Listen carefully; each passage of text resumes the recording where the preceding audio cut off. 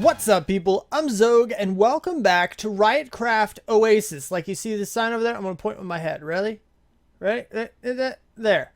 It's a cool little sign, man. Well, actually, it's a really big sign. It's a cool big sign. And in the last episode, I told you about the story. And this story right here is actually kind of long. So what I'm going to do, since we don't have a whole lot of time in these episodes, I'm going to go ahead and just kind of flip through these pages.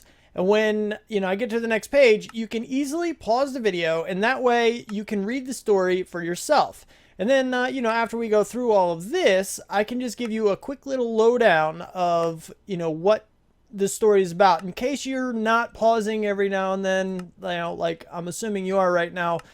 But, I'll basically just go over what the story's about and exactly what, the story is. And that way, when we go through these story-like things in the future, you don't really have to worry too much about, oh, I forgot, I can't fly. This isn't modded. That way you don't have to worry so much about being caught up or missing out on the story or anything. So here's a quick lowdown of the story. All right. So there was a whole bunch of people. They were really, really happy and they were living peacefully. And then along comes a cataclysm. And several people were yanked through some kind of mystical force into this little area. They were all grouped together and then protected by a very, very powerful mage. And this mage basically protected the center area. Everywhere out there, which is why it's all a desert, it's all destroyed and it's all lava filled and stuff. There's creepers right there. Those are the evil minions of whatever. No, go away, man. I don't want any. Ooh, don't blow up. No, darn it. Die. Crap, now I have to rebuild. Anyway, so I'll get to that in a little bit. Anyway, so this powerful mage protected, those people and this center area. So that's why it's all fertile and you're able to grow things and make things. And the server members, aka the survivors and the chosen few, are, the ones who need to rebuild the land and make it, bring it back to its former glory and all that good stuff. So that's pretty much the story. And then certain other individuals like 50 Walrus and myself, they are brought into the story through other various things. Like, for example, 50 Walrus is the 50th incarnation of the mystical, thing that comes around and helps people. It comes around every few decades, and this is the 50th incarnation, which is a really cool, interesting thing. I mean, he's 50 Walrus, so he's 50. 50th, you get it? Anyway, and me, I guess I was protected from the cataclysm because I was imprisoned in the hell biome, and then I was saved, and I was brought here. So I was added into the story that way. It's really cool. I love how they're doing that. It's all story-driven. It's really, really cool. I like it. I like it a lot. Anyway, so let me, wait, let's get the sand, and then you, and then you, and you, and you, and you, and then I don't have enough dirt. I'm gonna have to go get some more dirt, basically. Oh, yep, told you. What I need to do is basically just blend it a little bit, I guess. I don't know exactly what it's gonna look like at the moment, but I'll end up fixing that later more than likely. So what we're gonna do, I made my spawn house, and there are a few things that I want to do around spawn, such as, if you see, I think this is one of the first things I want to do, other than that chicken cooker, which, by the way, is doing pretty good. We have a couple stacks of chicken. But if you look over here, I've already torn it down, and I'll tell you why here in a second. But the sugarcane farm is just one of those manual ones. I want to spice that up and make it more of a redstone version, so we can just keep gathering a whole bunch of sugarcane. It's not going to be a problem. The reason I want to do that for sugarcane is because you can easily turn it into paper. And then, with the paper, you can easily take that paper over to the villagers, get emeralds, and then trade them for things like diamond pickaxes. So that way everybody on the server doesn't have to worry so much about trying to do what they can or use their own coal or iron or gold or whatever to get emeralds. And then they can just go ahead and, just trade for some emeralds pretty quick and get, their tools and stuff. I think it'd be a pretty cool little thing. So that's one of the first things we're going to do. But before we do that, I have found, I think I mentioned this in the last episode, but this is a really, really, really big desert biome that we're playing with. And this thing is so close. I think it's supposed to be a squid farm. I'm not sure. I think it is. But squids don't fall, so it probably takes a while. It's probably not all that efficient. Anyway, what I'm looking for, you know, I'm looking for somewhere else to build. I don't really want to build in a desert biome. So we're going to be navigating. We're going to be exploring. This is a really big desert. So we're just going to start running in a direction. We're going to go in this direction, which I'm going to check real quick. Hold on. Is, no. Oh, crap. Whew. That was close. Where did you come from, man? Go away. You can't see me. You're out of eyesight. I know. I'm leaving the F3 screen up. I apologize for that. I had to take care of a creeper. Anybody else? Anybody? No? Okay. What direction am I facing? I'm east. Okay. All right. So, you know, I'm basically just going to keep going east until I find something. I have no idea what it's going to be, but I do have 61 chickens. I do have a sword. Hopefully I don't need it that much to break it. So I should be okay with this. And we're just going to keep going in a direction until we find a different biome. I'm not sure what it's going to be. I'm not sure if it's going to be good. Oh, the crater. You guys haven't seen the crater. I'm going to show this, and then we're going to do some little montage-y like thing with me traversing the desert. The big, long, huge desert. But look at this. This is where the people started. This is their meteor. This is a meteor. Meteor that crashed. You see it's all bedrock. They manually placed all this stuff just to kick off the server. It was pretty cool. It's a cool little thing. Anyway, let's go start navigating places. Let's go that way. Ooh. Ooh. It's a thing. What are these called? Desert temple. Yeah, it's one of those things. Let's go in here and see what's up. Torch. Oh, somebody's been here. That stinks. Oh yeah, somebody's definitely been here. All right, never mind. I'm just gonna keep going now. That's a cool little looking thing. I heard water. Really? Water? I know I heard you somewhere. There you are. Found water in a desert. That's not supposed to happen. Well, I guess. I don't know. Honestly, I don't know how deserts work. There's more water. That's sand. That's not supposed to happen either. Anyway, so, yeah, I found water in a cool little thing. That thing. It's a desert well. Anyway, moving on. That is a very big hole. And there's water in the desert. More water. Is this an Oasis thing? I think it is, but it's a lot smaller than the one we're at. Them powerful mages, man, they do some cool stuff. I don't know. I like ours better. So much desert. Man. I don't think it ever ends. I'm going to be stranded out here forever. Water? Nice. It's another desert temple. But if you look over there just a little bit in the corner, you see the colors and how there's kind of two symmetrical towers. There's another one over there too. So we're going to go to this one and then we're going to come back to this one and use it as a reference for our straight line we're trying to run, at least a somewhat straight line. It's roughly there. We're maybe about 50 or so blocks off from our line, but it's not too big of a deal. As long as we're pretty close, we'll be able to make our way back to the Oasis if we really need to. But first, we're going to come over here. We're going to check this guy out. And then we're going to go and check that guy out. And it's going to be pretty cool. It's going to be a pretty cool little thing we're going to do. Hold on. This looks interesting. I don't know if it's like inside the mountain or is it just on the other side. Let's see. Because it looks like this is like a full mountain, but it's like built into the side of it. Look at this thing. Look, it totally is. It's hidden in a mountain. Or a thing. Ooh, that looks scary. We have to dig down to it, people. Ooh, okay. Shovel. Like this. And now we're on the top level. Now we have to make our way down. How are we going to do this? Just right, no. Here? Yeah, this will work. But it should be completely dark, which means there could be mobs in here, too. So I got to watch my back for that. Okay, there's that. We don't want to land all the way down there, so we're going to dig down gracefully. Sort of. That's not where I wanted to go. Do this.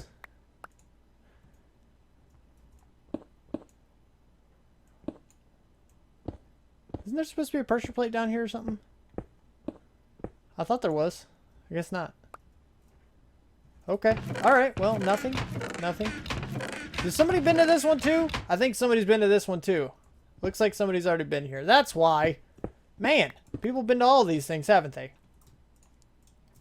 Alright, well, moving on. Right, another desert temple. But guess what? This one's a little bit different. Yeah, it's been chopped. It's been chopped in half, sort of. It's been chopped in like a quarter. I don't know. The other side, it's supposed to be like this, but it's not. It's empty, and there's this. So my theory is that something with the terrain generation, you know, these guys, when they made this world, they kind of messed with it a little bit. And they changed it up. So this very well could be, like, they had it a certain, from my understanding, and I could be wrong.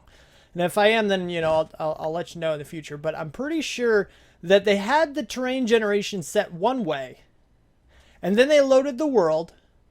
And I'm guessing that's when somebody navigated just barely far enough to have this rendered to this point right here. And then, you know, the next time, you know, they changed the generation settings again. And then I came this far to generate the rest. So this temple never fully generated in. And it was kind of cool. I just got a little chopped thing. It's pretty cool. Anyway, moving on. Right, take a look. Take a look, people. I found... No, F3. Yeah. Look. Look. There's grass. I see grass. Let's see how big it is. Let's check it out, people. We need something other than desert. It's been so long. Oh, man. I'm so thirsty. My mouth is so dry. I need... Oh. Oh, it looks like a small sliver. But then it keeps going. Okay. Oh, wait. F3. Take that off. Look. Look. I'm running through the grass. There's no desert. Oh, goodness. Finally. Woohoo. Ow. My legs. Anyway. Pigs. We have pigs. We have more pigs. More pigs. There's a lot of stuff around here. We can make a base around this area. Perfect. We have a perfect little plains biome. What other animals can we see real quick? Hold on. Oh, chickens. Chickens. We have chickens, so I can remake another chicken cooker as soon as I get some sheep.